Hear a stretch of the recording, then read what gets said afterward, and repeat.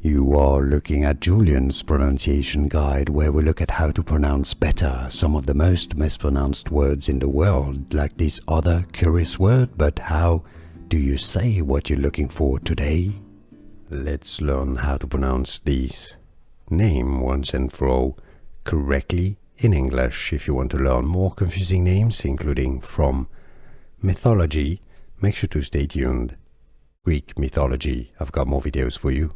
Hesperides, that's your English pronunciation. Here, let's break it down. Hesperides. You want to stress on a bit on the P syllable and also the D's at the end. So, listen carefully, the pronunciation, correct pronunciation, Hesperides. And now you know.